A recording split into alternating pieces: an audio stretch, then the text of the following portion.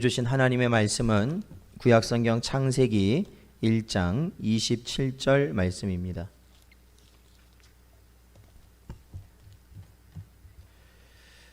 구약성경 창세기 1장 27절 말씀입니다.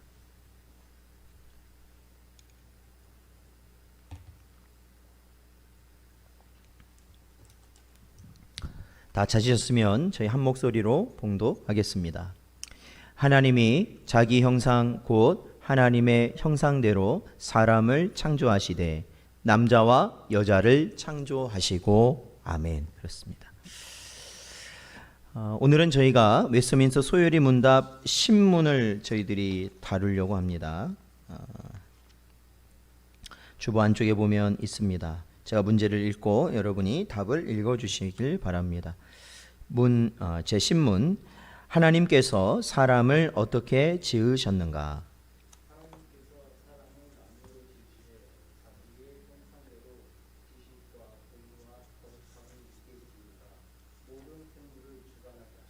아멘.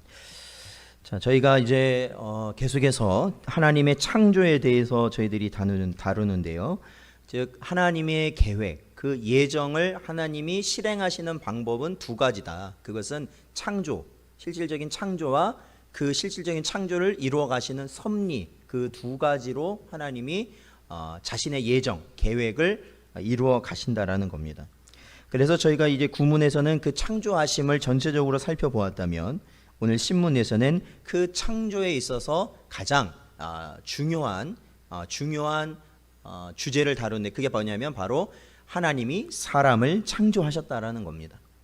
저희가 지난주 말씀에서도 저희들이 다뤘지만 모든 창조의 중심은 사람을 향하여서 이루어졌다라는 것을 기억하셔야 된다라는 것이죠. 자, 저희 성경을 좀 찾아보겠습니다. 에베소서 1장 11절 말씀입니다. 신약성경 에베소서 1장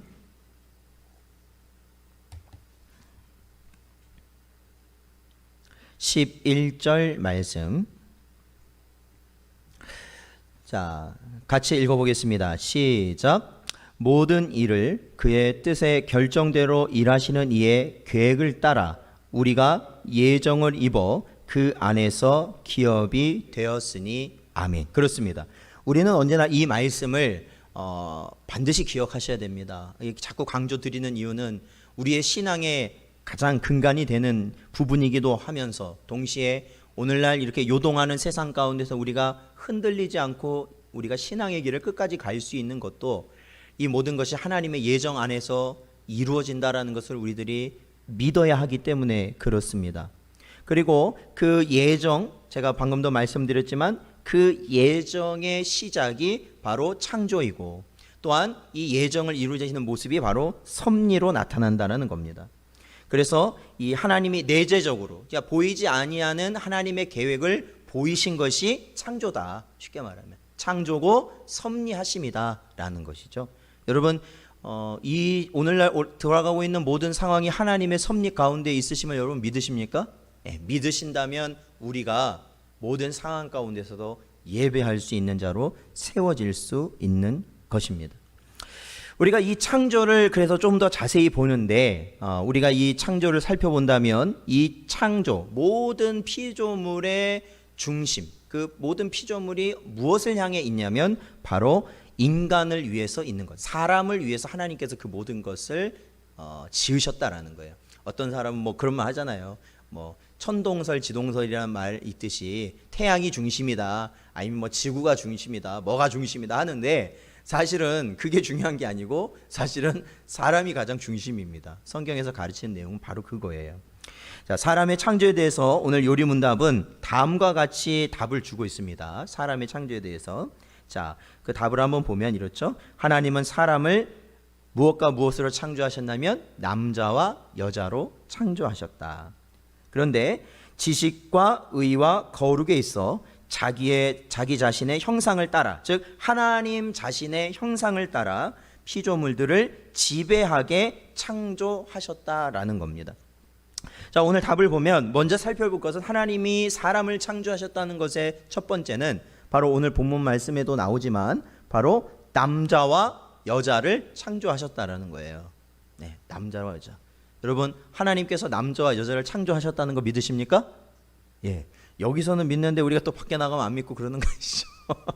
자, 우리 마태복음도 한번 볼까요? 마태복음 19장 4절 말씀이에요. 자, 마태복음 19장 4절 말씀. 자, 같이 읽겠습니다. 시작. 예수께서 대답하여 이르시되 사람을 지으신 이가 본래 그들을 남자와 여자로 지으시고. 그렇습니다. 예, 남자와 여자로 지으셨다. 예수님께서도 동일하게 말씀하셨죠. 사실 예수님도 같이 지으신 거잖아요. 삼위의 하나님이시니까요. 자, 이거를 뭐라고 우리가 보통 얘기하냐면 성별이라고 얘기합니다. 성별. 그렇죠? 영어로는 sex. 그렇죠? sex. 성별. 거기 보면 남과 여로 구분이 됩니다. 그런데 사실은 이러한 남자와 여자, 그러니까 사람을 남자와 여자로 구분하는 방식은 수천 년 동안 지금까지 내려오면서 흔들리지 않았던 방식인데, 이러한 구분이 위협된 것은 사실 몇십 년 안 됩니다. 이게 몇십 년 안 돼요. 몇십 년 안 돼요. 아마 어떤 얘기를 하는지 여러분도 짐작은 하실 수 있을 것 같아요. 자, 이러한 그 수천 년 동안 변함이 없었던 진리였지만 오늘날은 이에 대한 여러 위협들, 그러한 도전들이 거세게 전 세계적으로 일어나고 있어요. 특히 이렇게 뭐라고 할까요? 후진국이나 개발도상국 그런 나라는 이런 게 별로 없고, 오히려 이게 조금 산다는 선진국들이나 어느 정도 이렇게 경제적 수준이 있는 나라들 가운데 이런 현상이 두드러지게 나타나고 있습니다. 먼저 이러한 도전적 사상들을 주장하는 자들은 먼저 인간의 남성 또한 여성으로 분류된다는 것 자체를 거부해요. 그렇기 때문에 아마 여러분이 들어보셨을 것 같은데 성별이라는 말을 사용하질 않아요. 성별. 이렇게 아까 말씀드린 이 남과 여를 구분하는 이러한 것을 거부하는 분들은 성별이라는 말을 사용하지 않고 젠더라는 말을 사용합니다. 젠더. 아마도 들어보셨을 것 같아요. 이 젠더라는 말이 왜 나타나게 되냐면 이 남녀 간의 평등, 남녀 평등을 이루어야 된다라는 그 시작은 그랬어요. 남녀 평등, 남녀 차별이 심하니까 남녀 평등을 이루어야 되고, 이 성별이라는 것은 이 어떠한 남성은 우월하고 여성은 어떠한 좀 약하다라는 이미지를 갖고 있기 때문에 젠더, 이 남성과 여성이 동일하다라는 그러한 인식을 갖기 위해 이 말을 사용한다. 그래서 이 젠더라는 말이 오래됐어요. 사실은 우리가 요즘에야 많이 듣지만 이 말들이 사용되는 거는 굉장히 오래됐습니다. 좀 오래됐어요. 계속 꾸준히 그쪽에서는 이 말을 사용했거든요. 그래서 이 젠더라는 말은요, 사실은 남녀 평등이라는 의미도 물론 그 안에 들어갈 수 있지만 결국에는 이 생물학적 성, 그러니까 남성과 여성이 생물학적으로 남자와 여자로 구분되는데 그 생물학적 성 말고도 사회적 성별이 또 있다라는 거예요. 사회적으로도 사회적 성별, 사회적 성. 그래서 이 생물학적 성과 사회적 성을 나누는 거죠. 그걸 또 구분하는 거예요. 그래서 쉽게 말하면은 우리가 이제 동성애에 대한 요즘 이러한 인식들을 보면서 이렇게 생각하면은 쉽게 말하면 그겁니다. 이 신체적 성별이 보통 우리는 선천적으로 결정이 되잖아요. 선천적이잖아요. 신체적 성별이 결정이 됐더라도 그 모습을 가지고 있더라도 사회적 성별, 즉 자기가 인식하는 성별이 다르다면, 그러니까 내가 가지고 있는 거는 남자인데 내가 사회적으로 느끼는 거는, 내가 스스로 느끼는 거, 난 여자야 라고 느낀다면 그 사람은 뭐가 된다는 거예요? 남자로 인정하면 안 된다는 거예요. 본인이 남자가 아니라고 하기 때문에. 그 기준이 어디서 나오냐면 이 젠더라는 개념에서 비롯된 것이다. 젠더. 그래서 이 젠더라는 용어를 사용하면 남성과 여성 외에도 20개가 넘는 성별이 있어요. 20개가 넘는 성별. 그거를 다 인정을 하는 거예요. 쉽게 말하면. 어떤 사람은, 그러니까 쉽게 말하면 우리가 말하는 남자도 있고 여자도 있고 그래서 남자가 남자로 인식하는 사람도 있고 여자가 여자로 인식하는 사람도 있고 또 어떤 사람이 있겠어요? 남자인데 여자로 인식하는 사람도 있고 여자인데 남자로 인식하는 사람도 있고 어떤 사람이 있겠어요? 남자인데 몸은 남자인데 남자가 됐다가 여자가 됐다고 하는 사람도 있고 또 그게 다 성별로 나눈다는 거예요. 젠더라는 의미가. 그래서 그 모든 사람 그런 것을 느끼는 모든 사람은 어떻게 해야 되냐? 평등하게 돼야 된다. 그 모든 가치를. 그러니까 이게 그 보통 말하면 이제 그걸 성 정체성이라고 또 부르는데 하여튼 그러한 되게 복잡한 게 있습니다. 거기에는 굉장히 복잡한 내용들이 있어요. 그래서 우리나라에서도 이러한 인식, 즉 젠더라는 용어가 단순히 남녀 간의 평등만을 주장하는 듯한 이미지를 초반에 가졌지만 결국에 조금 시간이 지나니까 그게 어디로 가냐면은 나중에는 생물학적인 것과 차이가 있더라도 자신의 생각이 성 정체성이 다르다면 그것을 인정해야 된다는 것까지도 가는 게 오늘날 많은 시민 단체들에서 그렇게 주장하고 또 정부 시책에서도 그러한 것들을 인정하는 거죠. 그러니까 저희 광주시는 모르겠는데 얼마 전에 뉴스거리가 있어서 서울시가 막 나오잖아요. 그러니까 거기 보면 그 직책 중에 하나가 뭐예요? 젠더 특보라는 게 있잖아요. 젠더 특보. 그 서울시 직책이에요. 거기 시 공무원이란 말이에요. 공무원. 근데 젠더 특보라는 거예요. 그러한 의미들을 다 가지고 있다라는 거죠. 그래서 일반 국민은 이에 동의하는 분은 그러니까 그거를 맞다 틀리다 인식하는 분도 많이는 없을 겁니다. 그리고 실질적으로 그런 거를 그러겠어까지 동의하는 분도 그렇게 많진 않을 것 같지만 그렇다고 해서 그거를 또 반대하는 입장도 많이 없어요. 반대하지는 않아요. 또 왜? 실질적으로 자기에게 피해를 준다고 생각하지 않기 때문에 그래요. 그러한 정책들이 별로 나랑은 상관없다.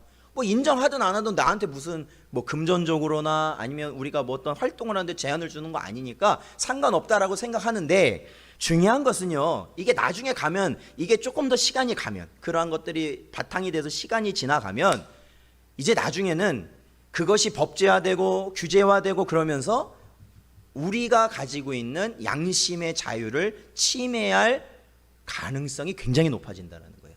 그러니까 일반 국민도 내가 생각하기엔 저게 아닌데 라고 생각을 해도 그 생각대로 표현할 수 없어요. 왜? 이미 법으로 다 정해져 버렸기 때문에. 그래서 무조건 그 법대로 생각을 해야 되는 그러한 시대가 될 수 있는 것이죠. 그래서 교회는 또한 교인이 아니더라도 이 포괄적 차별 금지법과 같은 이 젠더의 개념을 가지고 접근하는 것들에 대해서 우리가 어떻게 하냐면 반대를 하는 이유가 거기에 있습니다. 그래서 분명한 것은 오늘 본문 말씀 나왔듯이 하나님께서는 성별을 두 가지로만 창조하셨다. 남자와 여자. 그러니까 여러분이 이 젠더라는 말을 이해하셔야 된다라는 것을 제가 말씀을 드리는 거예요. 젠더라는 말. 그것은 우리가 신자들이 사용하기에는 맞지 않는 말이에요. 사실은. 남성과 여성, 성별이라고 우리는 사용해야 됩니다. 자, 하나님은 사람을 이렇게 남과 여로 창조하셨는데 오늘 요리 문답에 보면은요, 특히 하나님께서는 이 사람을 특별하게 창조하셨다고 말씀하십니다. 그 하나님의 특별한 창조는 바로 자기의 형상대로 만드셨다라는 거예요. 자기의 형상. 자, 이 세상에서 사람이 있습니다. 이 세상을 보면 하나님이 다 이 모든 피조물을 만들었는데 그 피조물 가운데 사람과 가장 유사한 피조물이 있다면 뭐가 있을까요? 사람과 가장 유사한 피조물, 이 모든 세상. 아마 동물 쪽에 있겠죠. 그렇죠? 동물 중에서도 아마 유인원이라고 불리는 원숭이나 침팬지 그러한 것들이 분명 사람과 유사하다고 볼 수 있는 그러한 종류의 동물들입니다. 유전적으로도 봐도 그렇게 크게 차이가 안 난다. 그런 식으로 해서 굉장히 여러 가지 말들이 있지요.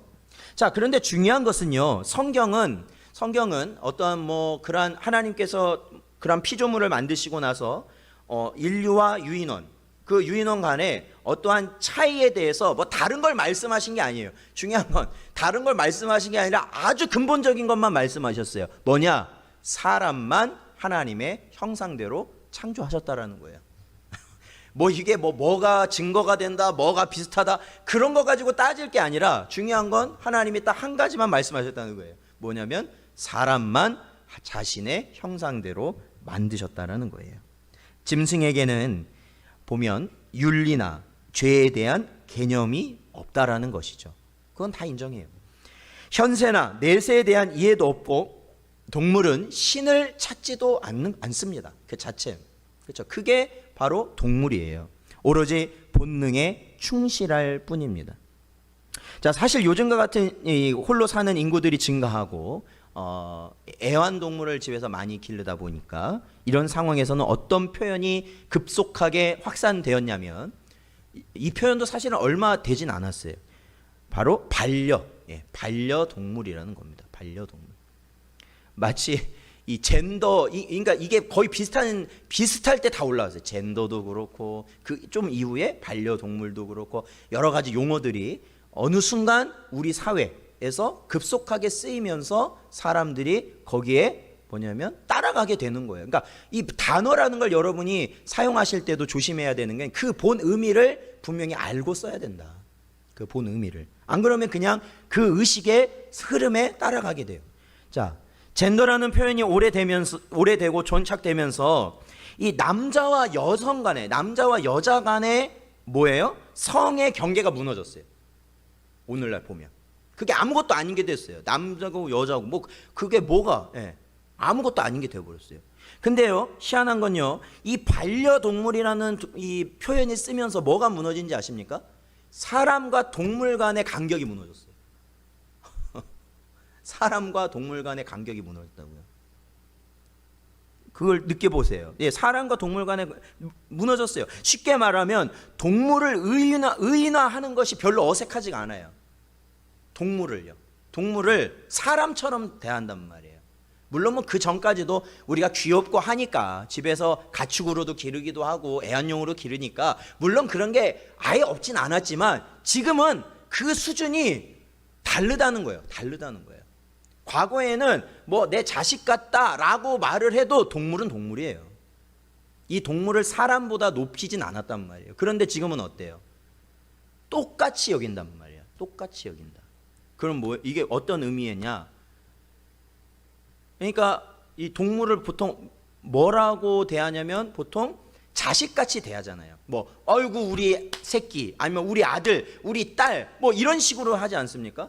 그러니까 요즘 뭐 광고 보니까 뭐 자동차 광고를 봐도 이 동물을 포함해서 다 식구로 딱 이 정의를 이제 묶어가지고 광고를 하던데. 근데 그렇게 여기는 사람이요, 다른 집은 동물을 기르는 게 아니라 진짜 사람 아이들을 기르는데 거기서 말하는 어이구 우리 아들, 우리 딸, 그것과 자기가 개나 고양이, 우리 아들, 우리 딸과 같이 여긴다는 거예요. 같은 선상에서 본다라는 거예요. 같은 선상. 그러니까 사람의 자식끼리는 그게 가능해요.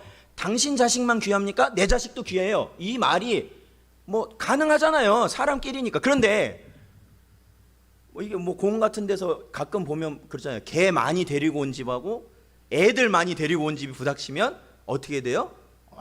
개 이렇게 하면 나중에는 아니 당신 자식만 귀해요? 얘네도 우리 자식이에요. 귀해요. 이런 식이 되는 시대. 사람과 동물의 벽이 무너지고 있다라는 것입니다. 그게 무너지고 있다라는 거예요. 그리고 그거를 뭐라고 생각해요? 사회적으로 인정하고 있어요. 점점 더. 그래, 그분에게는 그 강아지가, 그 동물이 유일하잖아. 그러면 진짜 자식이지. 그런 말들을 우리는 아무렇지 않게 우리가 듣고 사는 시대가 되었다라는 거예요.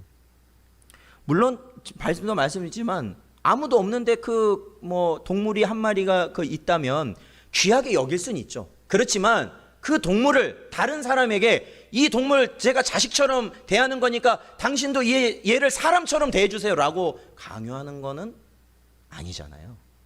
그건 잘못된 거예요. 그런데 그것이 점점 변화되고 있다라는 겁니다.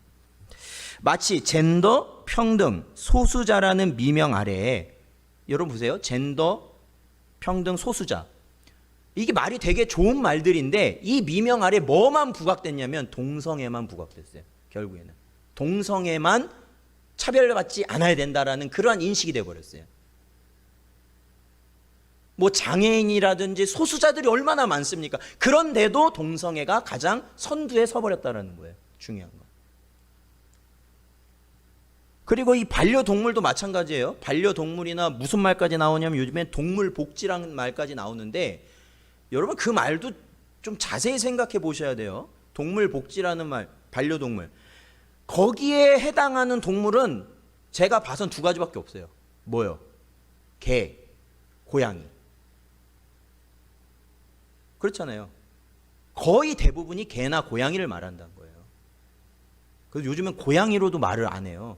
고양이로 말을 하는 것도 뭔가 고양이를 하대하는 것 같으니까 뭐라고 불러요 요즘에? 반려묘라고 불러요. 묘. 반려견이라고 부르듯이 반려묘.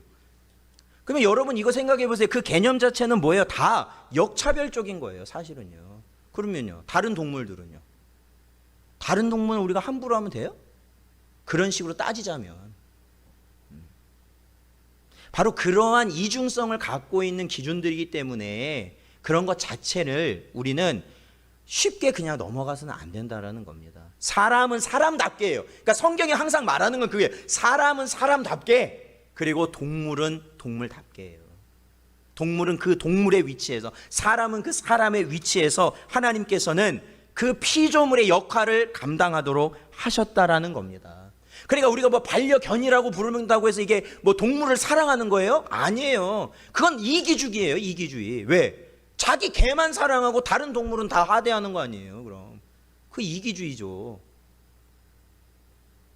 다 자신 사람의 욕망에서 비롯된 거예요. 그것도 그걸 분별해야 된다라는 것. 그렇다고 학대하라는 말 아닙니다, 여러분. 오늘 이 설교가 어딘가에서 저기 어디 교회 목사는 막 동물을 학대하라고 막 성도들한테 그런 말 아니라는 거 여러분 꼭 기억하세요. 예, 그런 말이 아니에요. 동물을 동물답게 대해야 하는 것이 하나님이 세상을 지은 그 원리에 맞도록 우리가 살아가는 것이다. 하나님의 창조 세계의 모든 피조물 중에서는 오직 사람만이 하나님의 형상대로 지음 받았다는 점을 우리는 꼭 기억해야 됩니다. 다른 동물을 포함한 다른 피조물들을 우리의 탐욕에 따라 다루라는 것이 아닙니다. 탐욕이 아니에요. 우리의 욕심대로 다루라는 것이 아니에요. 그냥 자기 멋대로. 전 가슴이 아파요. 오히려 뭐 개를 갖다가 막 염색을 하고 막 털을 막 깎고 뭐 중절 수술을 하고 그게 다 누구 욕심으로 하는 거예요? 개가 그러고 하고 싶대요? 아니잖아요. 다 사람 욕심이에요. 아이고 이뻐 보인다. 아이고 깨끗해 보인다. 뭐 너무 짖으니까 그 성대 수술까지 한다고 들었는데 짖지 못하게. 그게 진짜 동물을 사랑하는 거예요? 아니라는 거예요, 그게.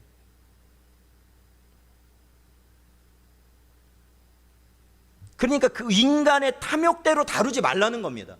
동물을.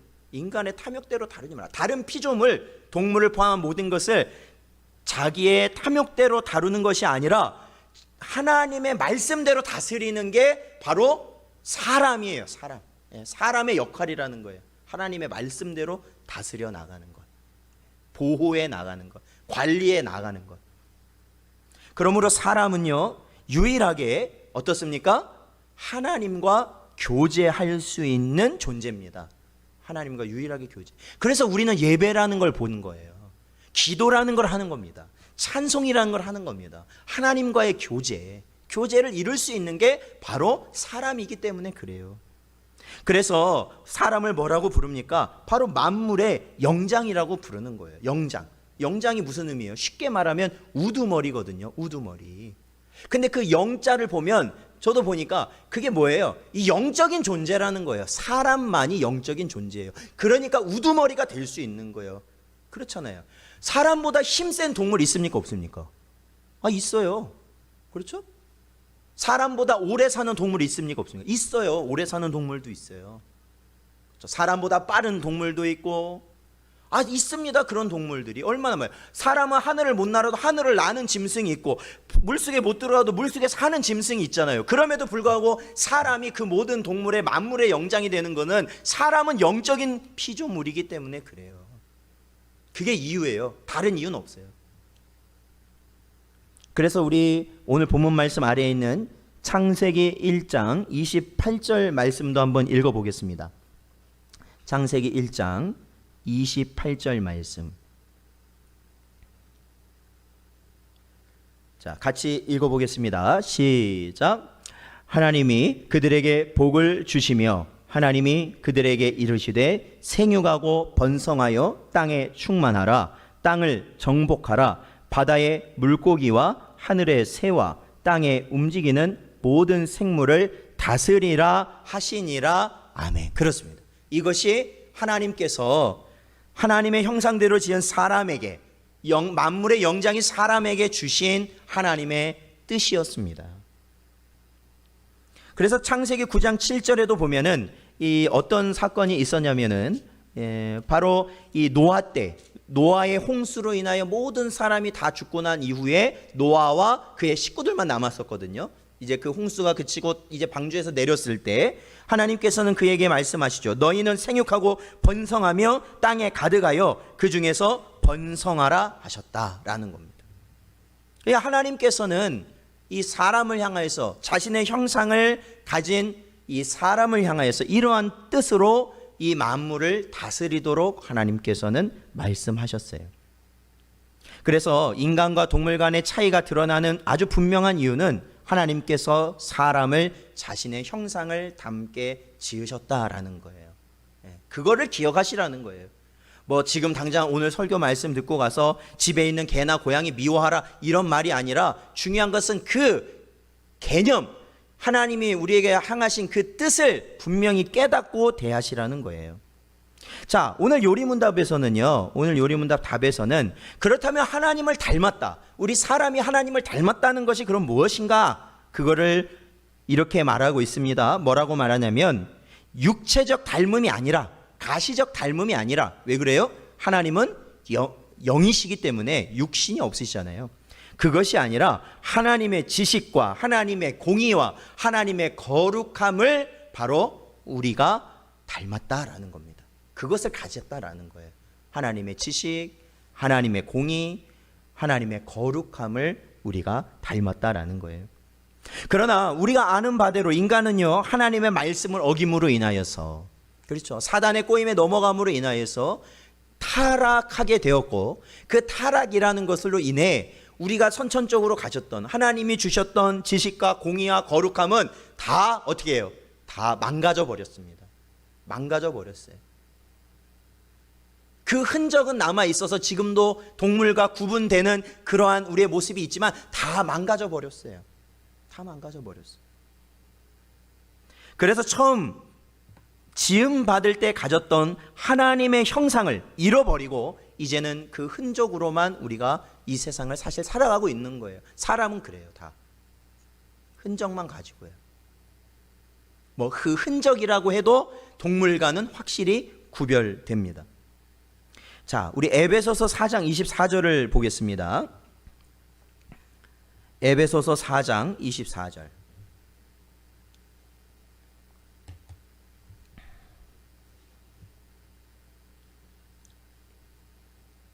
에베소서 4장 24절 읽어보겠습니다. 시작. 하나님을 따라 의와 진리의 거룩함으로 지으심을 받은 새 사람을 입으라. 아멘. 그렇습니다. 무슨 의미인지 아시겠죠? 우리는 본래 하나님께서 어떻게 만드셨어요? 지식과 공의와 거룩함을 주셔서 하나님께서 만드신 사람인데 죄로 인하여 그 모든 것이 망가져 버렸고, 이제는 그런 것을 인식도 못한 채 육신의 정욕과 안목의 정욕과 이생의 자랑을 위해서 살아가다가 결국에는 사탄과 함께 지옥 불못에 죽을 수밖에 없는데, 우리가 예수 그리스도를 믿는다는 건 바로 이거라는 거예요. 뭐예요? 새 사람이 된다. 새 사람이 된다는 건 뭘까? 그것은 타락 이전에 하나님께서 우리에게 주신 의와 진리와 거룩함을 회복하게 되는 것이다라는 것이에요. 회복하게 되는 것. 그래서 그것이 회복될 때 우리는 어떻게 알 수 있습니까? 바로 하나님을 알 수 있는 겁니다. 하나님을 알 수 있어요. 왜? 하나님에 대한 지식이 나에게 깨달아지기 때문에 그래요. 하나님의 지식이 깨달아진다고요. 아무나 깨달아지는 게 아니에요. 새 사람만 깨달아지는데, 우리가 예수 그리스도를 통하여서 우리가 어떻게 된다고요? 하나님의 지식이 깨달아져요. 그리고 하나님의 공의가 깨달아져요. 옳고 그름을 판단할 때 이 세상의 기준으로 옳고 그름을 판단하는 게 아니에요. 네가 잘못했어, 이 세상이 말을 해도, 모두가 그렇게 말을 해도 하나님의 판단이 그것이 아니라면 우리는 그것을 거부할 수 있는 것이 바로 하나님의 공의를 깨달은 자라는 겁니다. 하나님의 공의를 깨달은 자. 여러분, 왼쪽으로 가나 오른쪽으로 가나 중요한 것은 하나님이 가라 하신 길을 갈 때 그것이 맞는 길이라는 거예요. 그렇죠? 제가 요즘 자꾸 말씀드리잖아요. 좌로나 우로나 치우치지 말라 하신 가르침을 기억하셔라. 오직 우리가 갈 길은 어디예요? 왼쪽 길이 아닙니다. 오른쪽 길이 아니에요. 우리는 어디로 갑니까? 오직 예수 그리스도의 길로 가야 되는 거예요. 예수님이 뭐라고 말씀하시죠? 나는 길이요 진리요 생명이시다 말씀하시지 않았습니까? 그래서 우리는 부단히 하나님께 매달려야 됩니다. 왜? 그 길을 가기 위해서요. 왜? 자칫하면 왼쪽으로 빠지기도 쉽고 자칫하면 오른쪽으로도 빠지기 쉽잖아요. 우리의 육성이 그렇잖아요. 우리의 육성이 그래요. 오늘도 이렇게 말씀드리면 우리 하나님 말씀 따라야지. 그러면서도 중요한 거는 우리가 가족을 만나거나 다른 사람 만나거나 누군가를 만나게 되면은 거기서는 내가 왼쪽 사람이 되고 오른쪽 사람이 되는 것이 바로 우리 모습, 그게 육성이라고요. 항상 말 쓰지만 그게 육성이에요. 성도는 어떠하겠습니까? 모든 상황 가운데 오직 예수 그리스도의 길을 가는 것, 그 주님이 가신 그 십자가의 길을 따라가는 것, 주의 도를 따라가는 것, 그것이 바로 새 사람을 입은 성도의 모습이다라는 거예요. 우리는 이 세상의 모습을 벗어나기 위하여 우리는 부단히 근심하며 애써야 하는 그러한 의무를 가진 바로 그러한 자가 성도예요. 그러한 새 창조, 그렇죠? 그것은 새 창조를 통해서만 이룰 수 있는 겁니다. 새 창조를 통해서만, 예수 그리스도를 통한 새 창조를 통해서만 이룰 수 있는 거예요. 그래서 우리가 주의를 귀하게 여기는 거잖아요. 우리가 세상의 것 우리가 이제 바라보지 않습니다. 우리가 이 세상의 염려 우리가 하지 않습니다. 우리가 육신의 정욕과 안목의 정욕과 이생의 자랑에 더 이상 허우적되지 않겠습니다. 이 주의를 지킨다는 건 그런 의미예요. 오직 주님의 길 가겠습니다. 주님의 길 가겠습니다. 현실적으로 이 주일이라는 걸 우리가 지켜나가는 것이 얼마나 어렵습니까? 많은 일들이 있어요. 도무지 진짜 지킬 수 없을 정도로 정말로 많은 일들이 일어나는 게 주일이잖아요. 그럼에도 우리가 주님 앞에 주일을 지키기 위하여 힘쓴다라는 것은 그냥 그래 새 창조가 중요해 라는 그러한 생각만 하고 말뿐인 신앙이 아니라, 내가 이 세상의 걸 다 포기해도 주님이 나를 새롭게 하신 그 은혜를 나는 가장 귀하게 여긴다라는 믿음의 고백이 바로 우리가 주의를 지키는 그 모습 안에 들어가 있는 겁니다. 있는 거예요. 자, 우리 에베소서 4장 13절을 읽어보겠습니다. 에베소서 4장 13절 말씀입니다. 자, 같이 읽어보죠. 시작.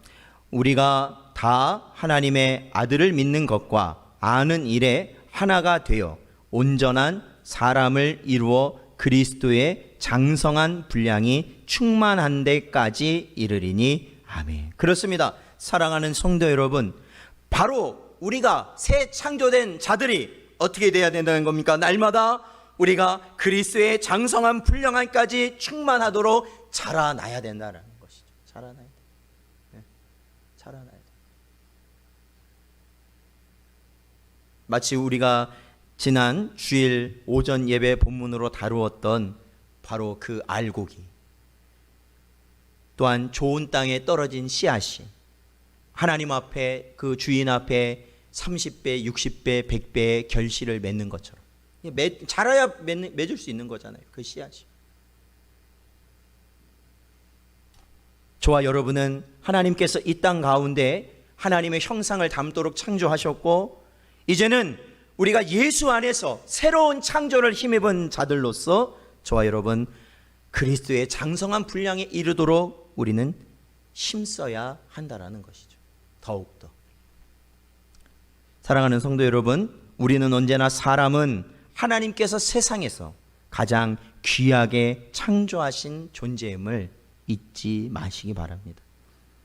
이는 신자와 불신자의 차이가 있는 것이 아니라 사람이라는 그 자체를 하나님은 가장 귀하게 여기시는 존재라는 겁니다. 그리고 사랑의 극치는 하나님의 아들이신 예수 그리스도가 사람으로 이 땅에 오셔서 우리를 위하여 죽으셨다는 그 사실에 있습니다. 그래서 우리가 너무나도 잘 아는 요한복음 3장 16절 말씀은 하나님이 세상을 이처럼 사랑하사 독생자를 주셨으니 이는 그를 믿는 자마다 멸망하지 않고 영생을 얻게 하려 하심이다 우리에게 가르쳐 주고 계십니다. 그러므로 우리는 사람이 세상 그 어떤 존재보다 귀한 자임을 깨닫고 우리가 하나님의 뜻을 따라서 그러한 뜻 가운데 이 사회를 우리가 살아가실 수 있는 여러분 되시기를 축원드립니다.